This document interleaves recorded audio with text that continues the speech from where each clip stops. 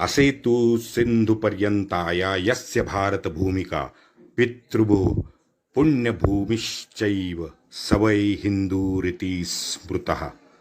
मित्रों, हमारे भारत भू का सच्चा इतिहास आपके समक्ष रखने का ये हमारा प्रामाणिक प्रयास है। आपकी सहयोग की अपेक्षा है। जय श्री राम।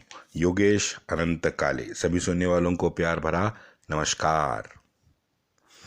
मेरा व्हाट्सएप नंबर है 9970151429। मित्रों, मुझे व्हाट्सएप पर आपके प्रश्न या आपके सुझाव अवश्य भेजें, मैं उनका उचित सम्मान करूंगा।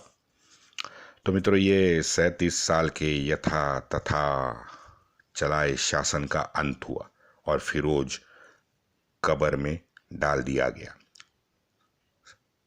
साल था 1388।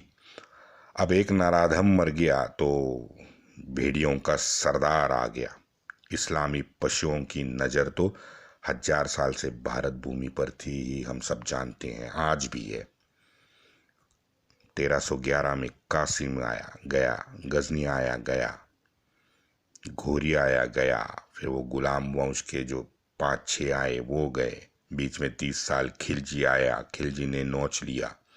और अब आया शौतानों का सरदार तिमिरलेन, तैमूरलंग या टिमोर।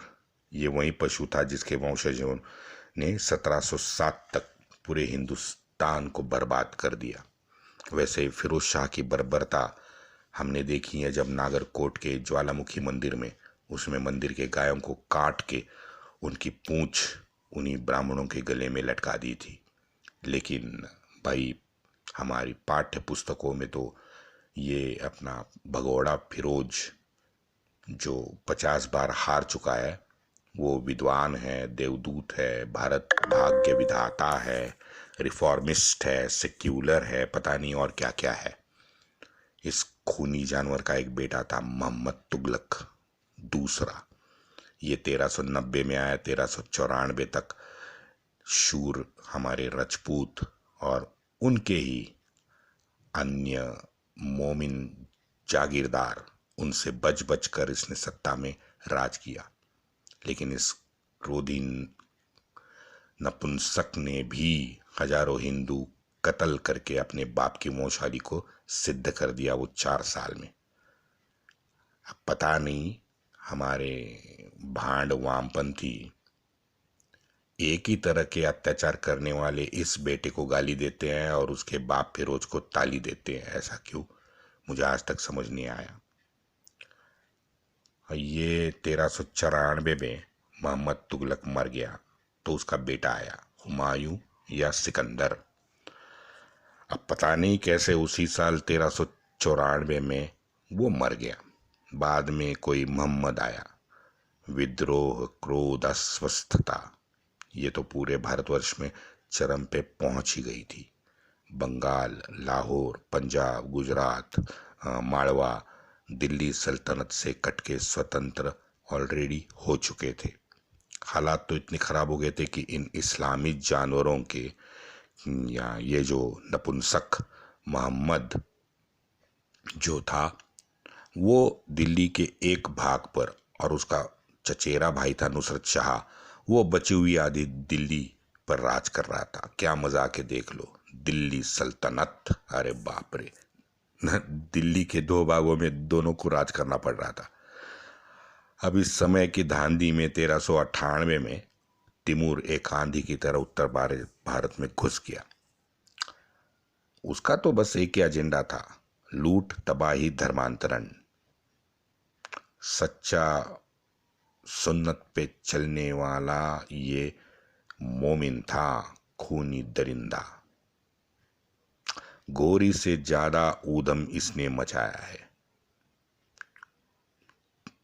तिमोर ये कुश इलाके के जमींदार तुर्की का एक लड़का था जो अप्रैल 9, 1336 को पैदा हुआ।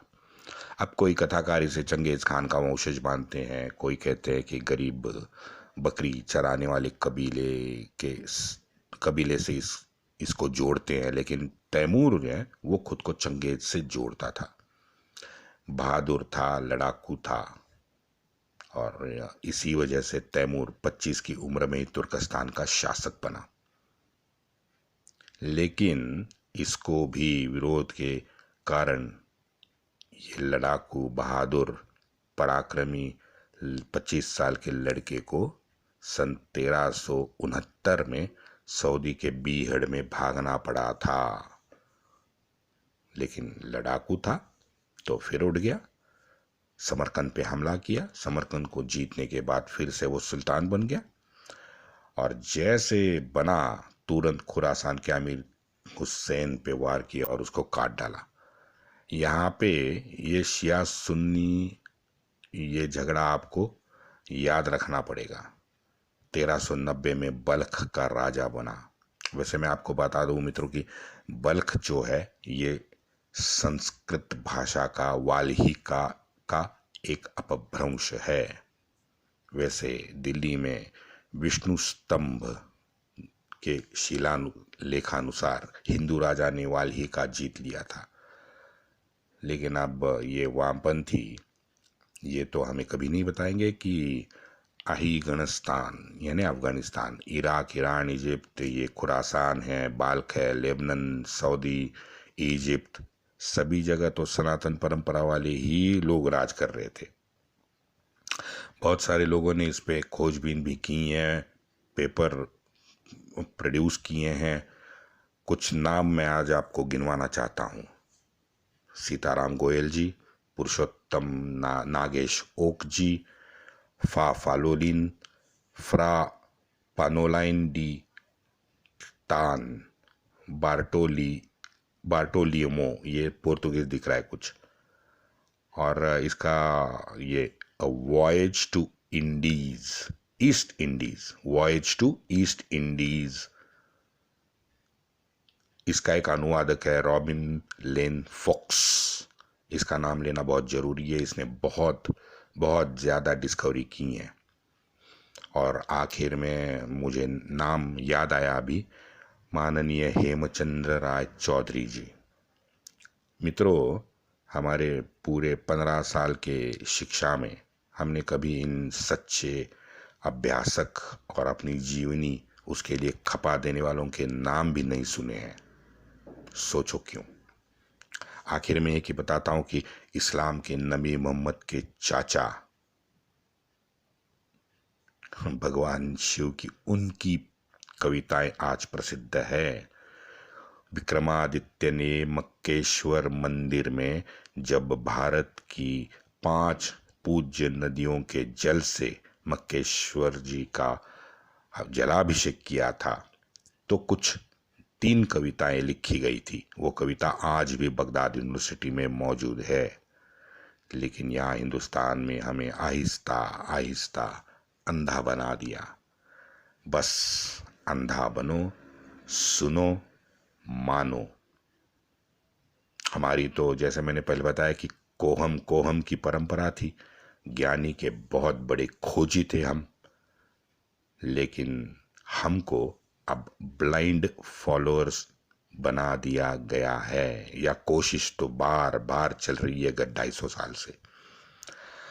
आप सब इसका कृपया विचार करें। हमारे यहाँ पहले ही 70-80% ज्ञान लुप्त हो चुका है। चलो विषय पे आते हैं। तो 1390 में ये 54 वर्षीय तैमूर बल्ख का राजा बना।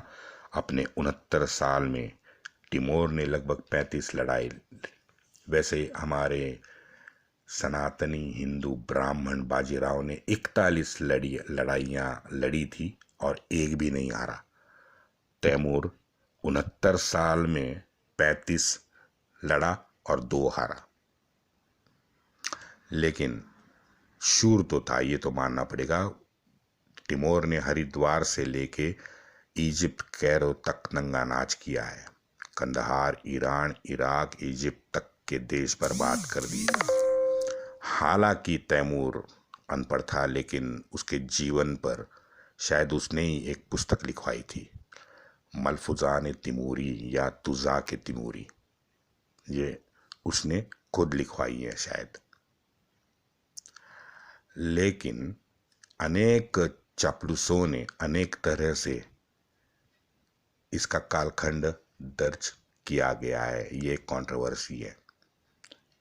एक लेखक है M.H. इलियट, उनकी एक पुस्तक है, उसमें इन्होंने रेफरेंस दिया है कि शरीफुद्दीन यजीदी नामक कोई लेखक है, उसकी पुस्तक थी जफरनामा।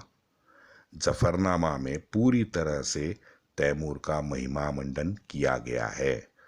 लेकिन ये भी सच है कि ये यजीदी खुद लिखता है कि तैमूर के बनने के बाद 30 साल बाद उसने ये पुस्तक लिखी है।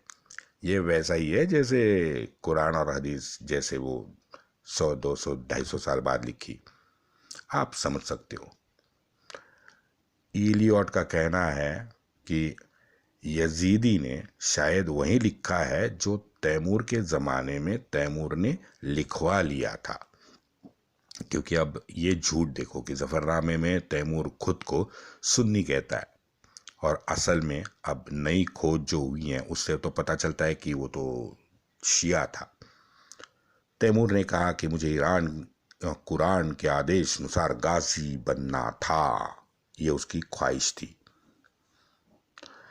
उसने कहा कि मैंने सोचा किसको दारुल इस्लाम करूं, चीन या भारत। हे प्रॉफिट, मुझे प्रकाश दे, मैं काफिरों से युद्ध करूंगा, उनको मार डालूंगा। तैमूर का एक लड़का था शाहरुख। शाहरुख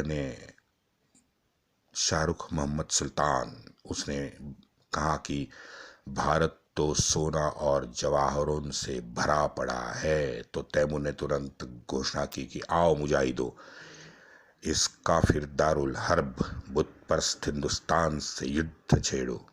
हम इस अपवित्र भूमि को सुन्नत के अनुसार पाक करना चाहते हैं। सभी काफिरों को उनके मंदिर और शिक्षाघरों के साथ काट डालो। गुप्तांग पर बाल आए हुए सभी को मार डालो। औरतें बच्चों को अपने कब्जे में लो। ये एक पुस्तक है ईबिद, IBED, ईबिद। ये पढ़ो आप, इसमें डिटेल लिखा हुआ है। तो ये खूनी खेल उसने 1398 में शुरू किया समरकंद से। अब ये संख्या तो हर पुस्तक में अलग अलग है, हर लेखक अलग अलग संख्या छोड़िए, लेकिन ये तो बात सच है कि अपनी विशाल खूनी मोमिन मुजाहिदों के साथ 24 सितंबर 1398 को तैमूर अटक के रास्ते तुलुम में घुसा। जब शहरवासियों को लूट के काट डाला, और पूरी लूट इसने 20% की पूरी लूट ईमानदारी से इसने मक्का भेजी है। यहाँ हमारा कश्मीर का राजा डर गया और उसने बिना लड़ाई संधि कर ली। तैमूर ये कोई शाहनवाज शहर के अंदर घुसा। शाहनवाज ये कोई शहर का नाम था, पता नहीं कौन था, अभी मुझे तो नहीं दिखा कि, और मुझे रेफरेंस भी नहीं मिल रहा है, लेकिन कोई रहा होगा। उसको पूरे शहर को तहस नहस कर दिया। शहर में गेहूं के भंडार थे। अब गेहूं के भंडार में जितना भी गेहूं अपने साथ ले सका वो ले लिया, बाकी का सब जला दिया। महिला बच्चों को तो उठाना, ये तो उनका रिवाज है, तो वो भी कर लिया और चल पड़ा दिल्ली की तरफ। ये फतेहाबाद, राजपुर, मुल्तान, माटनीर, दीपलपुर, सरसूती यानी सरस्वती, हरूनी, कैथल, समाना, पानीपत। हिंदुस्तान के इतिहास में इतनी पीड़ा, कष्ट, रेप और मौत का प्रलय, समलैंगिकता का घिनौना सार्वजनिक प्रदर्शन इस्लाम या मोहम्मद ने भी कभी नहीं देखा होगा, इतना इन शहरों ने देखा। अपने मलफूजात तिमूरी में तैमूर खुद लिखता है। अगले भाग में देखेंगे। वंदे मातरम।